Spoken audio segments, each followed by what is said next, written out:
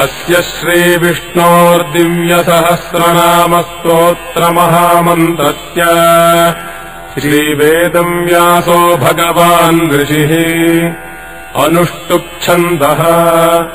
श्रीमहाविष्णुः परमात्मा श्रीमन्नारायणो देवता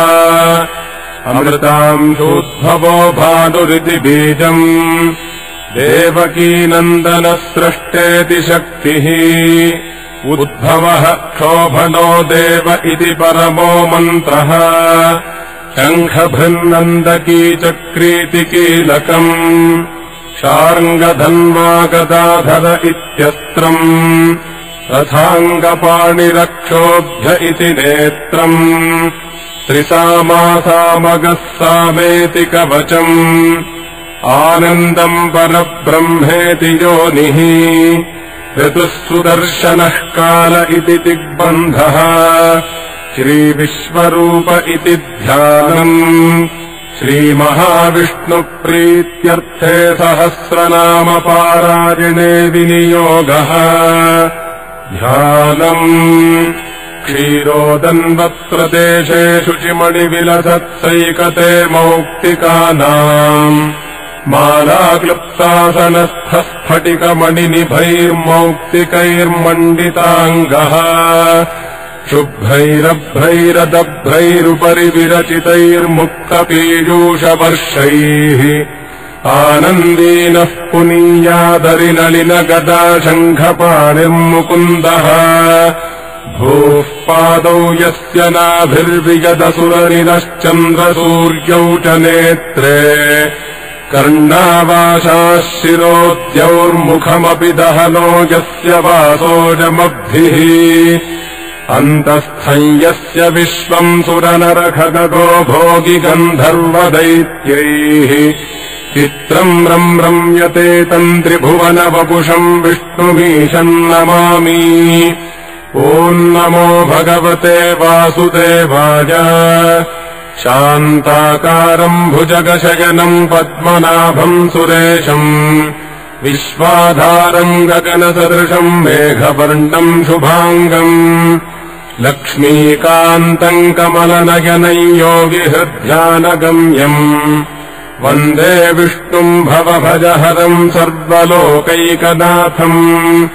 मेघश्यामम् पीतकौशेजवासम् श्रीवत्साङ्गम् कौस्तुभोद्भासिताङ्गम् पुण्योपेतम् पुण्डरीकागताक्षम् विष्णुम् वन्दे सर्वलोकैकनाथम् नमः समस्तभूतानामादिभूताय भूभृते अनेकरूपरूपाय विष्णवे प्रभविष्णवे सशङ्खचक्रम् सकिरीटकुण्डलम् सपीतवस्त्रम् सरसीरुहेक्षणम् सहारवक्षस्थलशोभिकौस्तुभम् नमामि विष्णुम् शिरसा चतुर्भुजम् छायायाम् पारिजातस्य हेमसिंहासनोपरि आसीनमम्बुदश्याममाजताक्षमलङ्कृतम् चन्द्राननम् चतुर्बाहुम् श्रीवत्साङ्कितवक्षसम् रुक्मिणी सत्यभामाभ्याम् सहितम् कृष्णमाश्रजे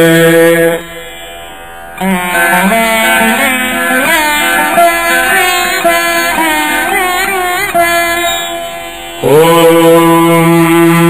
विश्वम् विष्णुर्वषट्कारो भूतभव्यभवत्प्रभुः भूतकृद्भूतभृद्भावो भूतात्मा भूतभावनः भूतात्मा परमात्मा च मुक्तानाम् परमागतिः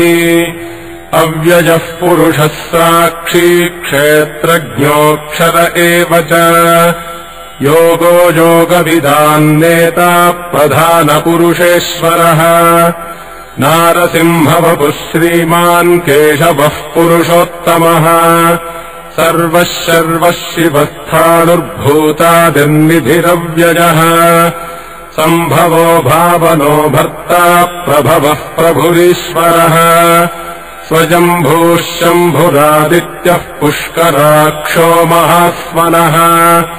अनादिनिधनो धाता विधाता धातुरुत्तमः अप्रमेयो हृषीकेशः पद्मनाभोमरप्रभुः विश्वकर्मा मनुस्त्वष्टा स्थविष्ठस्थविरोध्रुवः अग्राह्यः शाश्वतः कृष्णो लोहिताक्षः प्रतर्दनः प्रभूतस्त्रिककुब्धाम पवित्रम् मङ्गलम् परम् ईशानः प्राणदः प्राणो ज्येष्ठः श्रेष्ठः प्रजापतिः हिरण्यगर्भो भूगर्भो माधवो मधुसूदनः ईश्वरो विक्रमी धन्वी मेधावी विक्रमः क्रमः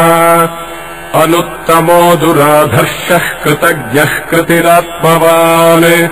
सुरेशः शरणम् शर्म विश्वरेताः प्रजाभवः अहः संवत्सरो व्यालः प्रत्ययः सर्वदर्शनः अजः सर्वेश्वरः सिद्धः सिद्धिः सर्वादिरच्युतः वृषाकपिरमेजात्मा सर्वयोगविनिःसृतः वसुर्वसुमनाः सत्यः समात्मा संमितः समः अमोघः पुण्डरीकाक्षो वृषकर्मा वृषाकृतिः रुद्रो बहुशिरा बभ्रुर्विश्वजोनिः शुचिश्रवाः अमृतः शाश्वतस्थाणुर्वरारोहो महातपाः सर्वगः सर्वविद्भानुर्विश्वक्सेनो जनार्दनः वेदो वेदविदव्यङ्गो वेदाङ्गो वेदवित्कविः लोकाध्यक्षः सुराध्यक्षो धर्माध्यक्षः कृताकृतः चतुरात्मा चतुर्व्यूहश्चतुर्दंष्ट्रश्चतुर्भुजः भ्राजिष्णुर्भोजनम् भोक्ता सहिष्णुर्जगदादिजः अनघो विजयो जेता विश्वजोनिः पुनर्वसुः उपेन्द्रो वामनः प्रांशुरमोघः शुचिरूर्जितः अतीन्द्रः सङ्ग्रहः सर्गो धृतात्मा नियमोजमः वेद्यो वैद्यः सदा योगी वीरः माधवो मधुः अतीन्द्रियो महामायो महोत्साहो महाबलः महाबुद्धिर्महावीर्यो महाशक्तिर्महाद्युतिः अनिर्देश्य वपुः श्रीमानमेजात्मा महाद्रिधृक् महेश्वासो महीभर्ता श्रीनिवासः सताङ्गतिः अनिरुद्धः सुरानन्दो गोविन्दो गोविदाम्पतिः मरीचिर्दमनोहंसः सुपर्णो भुजगोत्तमः हिरण्यनाभः सुतपाः पद्मनाभः प्रजापतिः अमृत्युः सर्वदृक्सिंहः सन्धाता सन्धिमान् स्थिरः अजो दुर्मर्शनः शास्ता विश्रुतात्मा सुरारिः गुरुतमो धाम सत्यः सत्यपराक्रमः निमिषो निमिषस्रग्वी वाचस्पतिरुदारधीः अग्रणीर्ग्रामणी श्रीमान् न्यायो नेता समीरणः सहस्रमूर्ध्वा विश्वात्मा सहस्राक्षः सहस्रपात् आवर्तनो निवृत्तात्मा संवृतः सम्प्रमर्दनः अहः संवर्तको वह्निरनिलोधरणीधरः सुप्रसादः प्रसन्नात्मा विश्वधृग्विश्वभुग्विभुः सत्कर्ता सत्कृतः साधुर्जह्नुर्नारायणो नरः असङ्ख्येयो प्रमेयात्मा विशिष्टः शिष्टकृच्छुचिः सिद्धार्थः सिद्धसङ्कल्पः सिद्धिदः सिद्धिसाधनः वृषा हि वृषभो विष्णुर्वृषपर्वा वृषोदरः वर्धनो वर्धमानश्च विविक्तः श्रुतिसागरः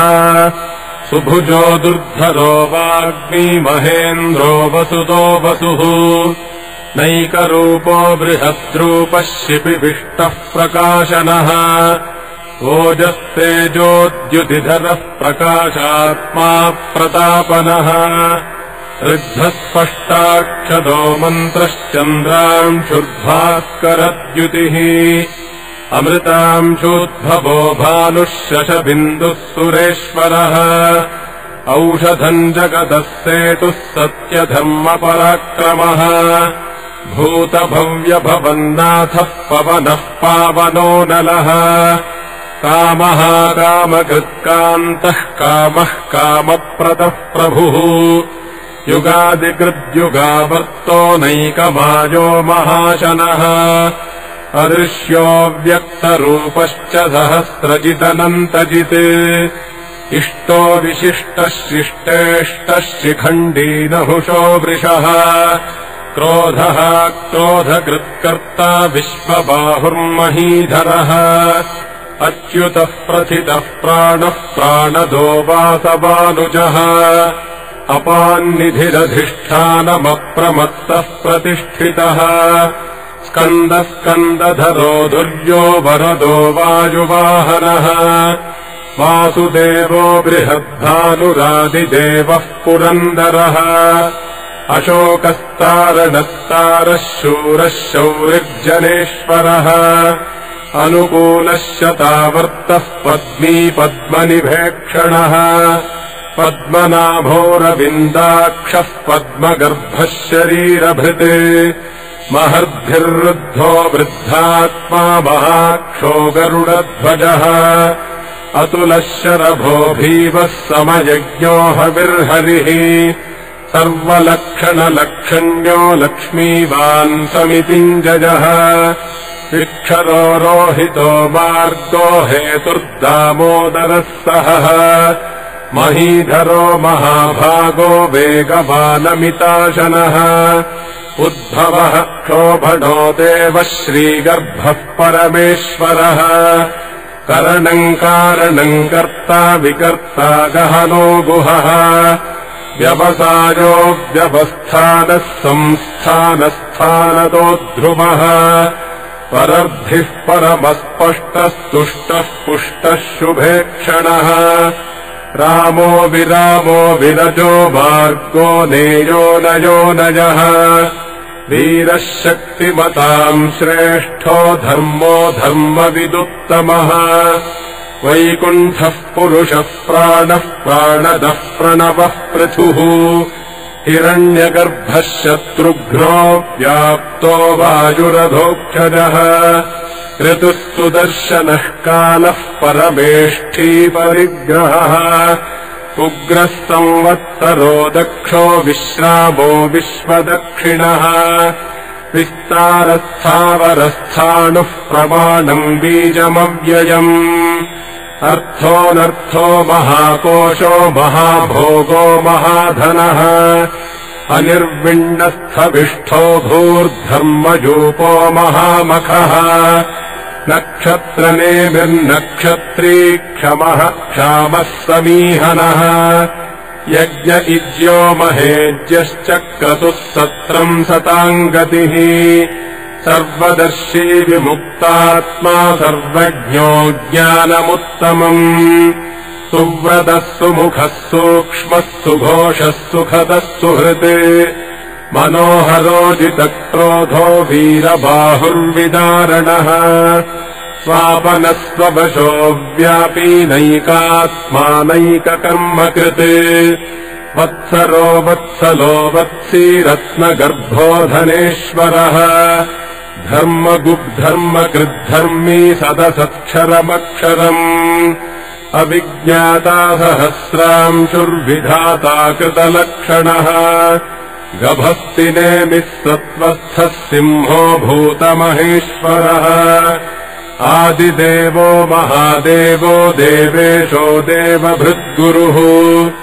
उत्तरो गोपतिर्गोप्ता ज्ञानगम्यः पुरातनः शरीरभूतभृद्भोक्ता कपीन्द्रो भूरि दक्षिणः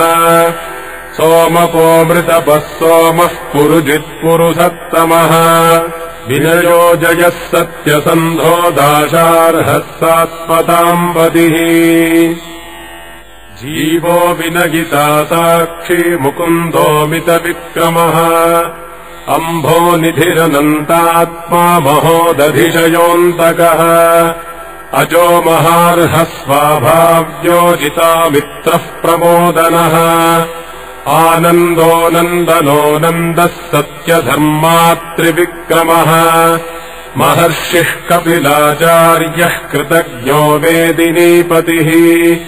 त्रिपदस्त्रिदशाध्यक्षो महाशृङ्गः कृतान्तकृते महावराहो गोविन्दः सुषेणः कनकाङ्गदी गुह्यो गभीरो गहनो गुप्तश्चक्रगदाधरः वेधास्वाङ्गोजितः कृष्णो दृढः सङ्कर्षणोच्युतः वरुणो वारुणो वृक्षः पुष्कराक्षो महामनाः भगवान् भगहानन्दी वनमाली हलायुधः आदित्यो ज्योतिरादित्यः सहिष्णुर्गतिसत्तमः सुधन्वाखण्डपरशुर्दारुणो द्रविणप्रदः दिवस्पृक्सर्वदृग्व्यासो वाचस्पतिरजो निजः त्रिसामासामगः सामनिर्वाणम् भेषजम् भिषक् सन्न्यासकृच्छमः शान्तो निष्ठा शान्तिः परागणम् शुभाङ्गः शान्तिदस्रष्टा कुमुदः कुबलेशजः गोहितो गोपतिर्गोप्ता वृषभाक्षो वृषप्रियः अनिवर्ती निवृत्तात्मा संक्षेप्ता क्षेमकृच्छिवः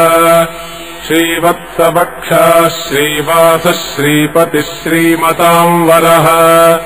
श्रीदः श्रीशः श्रीनिवासः श्रीनिधिः श्रीविभावनः श्रीधरः श्रीकरः श्रेयः श्रीमान् लोकत्रयाश्रयः स्वक्षः स्वङ्गः शतानन्दो नन्दिर्ज्योतिर्गणेश्वरः विजितात्मा विधेयात्मा सत्कीर्तिश्छिन्नसंशयः उदीर्णः सर्वतश्चक्षुरनीशः शाश्वतस्थिरः भूषयो भूषणो भूतिर्विशोकः शोकनाशनः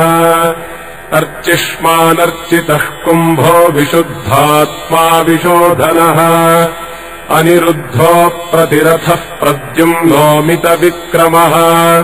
कालनेमिनिहा वीरः शौरिः शूरजनेश्वरः त्रिलोकात्मा त्रिलोकेशः केशवः केशिहा हरिः कामदेवः कामपालः कामी कान्तः कृतागमः अनिर्देश्य वपुर्विष्णुर्वीरोऽनन्तो धनञ्जयः ब्रह्मण्यो ब्रह्मकृद्ब्रह्मा ब्रह्म ब्रह्मविवर्धनः ब्रह्मविद्ब्राह्मणो ब्रह्मी ब्रह्मज्ञो ब्राह्मणप्रियः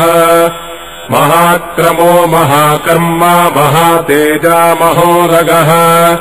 महाक्रतुर्महायज्वा महायज्ञो महाहविः स्तव्यस्तव प्रियस्तोत्रम् स्तुतिस्तोतारणप्रियः पूर्णः पूरजिता पुण्यः पुण्यकीर्तिरनामयः मनोजवस्तीर्थकरो वसुरेता वसुप्रदः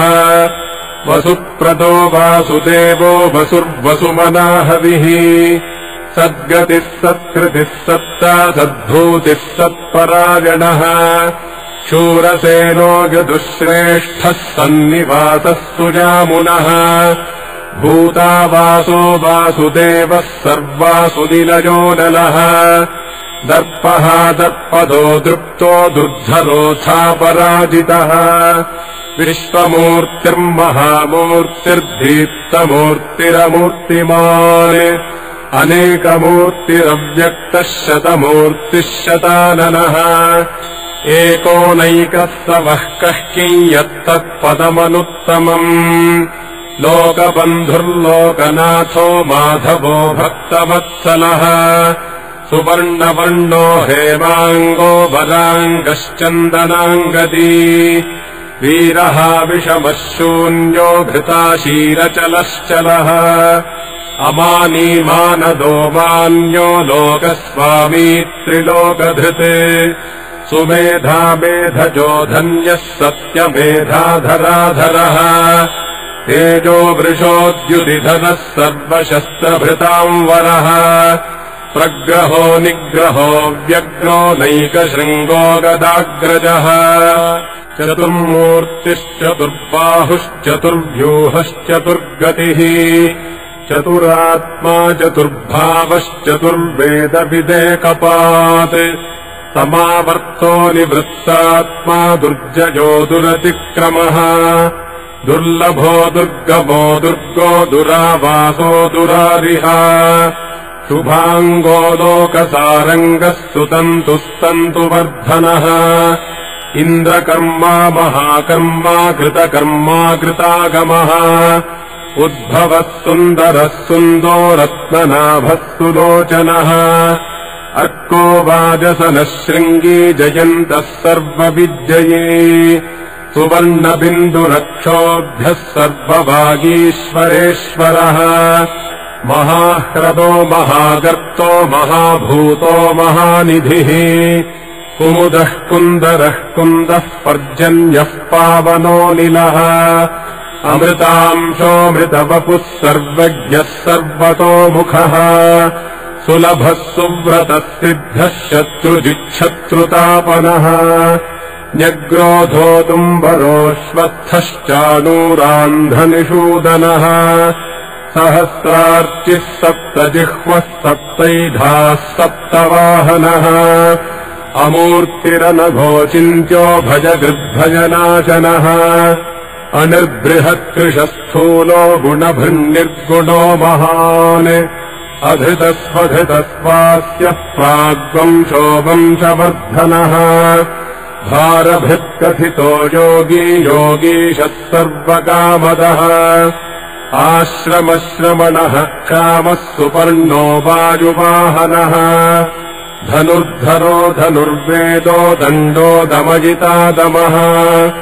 अपराजितः सर्वसहो निगन्ता निजमोजमः सत्त्ववान् सात्विकः सत्यः सत्यधर्मपरायणः अभिप्रायः प्रियार्होर्हः प्रियकृत्प्रीतिवर्धनः विहागतगतिर्ज्योतिस्तुरुचिर्हुतभुग्विभुः रविर्विरोचनः सूर्यः सविता रविलोचनः अनन्तो हुतभुग्भोक्ता सुखदो नैकजोऽग्रजः अनिर्विण्णः सदामर्षी लोकाधिष्ठानमद्भुतः सनात्सनातनतमः कपिलः कपिरव्ययः स्वस्तिदः स्वस्तिकृस्वस्ति स्वस्ति भुक्स्वस्ति दक्षिणः अरौद्रः कुण्डलीचक्रे विक्रम्योर्जितशासनः शब्दादिगः शब्दसः शिशिरः शर्वरीकरः अक्रूरः पेशलो दक्षो दक्षिणः क्षमिणांवरः विद्वत्तमो वीतभजः पुण्यश्रवणकीर्तनः उत्तारणो दुष्कृतिः पुण्यो दुःस्वप्रनाशनः वीरः रक्षणः सन्तो जीवनः पर्यवस्थितः अनन्तरूपोऽनन्तः श्रीर्जितमन्युर्भयापहः चतुरश्रो गभीरात्मा विदिशो व्यादिशो दिशः अनादिर्भूर्भुवो लक्ष्मीः सुवीरो रुचिराङ्गदः जननो जनजन्मादिर्भीमो भीमपराक्रमः आधारनिलयो धाता पुष्पहासः प्रजागरः ऊर्ध्वगः सत्पथाचारः प्राणदः प्रणवः पणः प्रमाणम् प्राणनिलयः प्राणभृत्प्राणजीवनः तत्त्वम् तत्त्वविदेकात्मा जन्म मृत्युचरातिगः भूर्भुवस्वस्तरुस्तारः सविता प्रपितामहः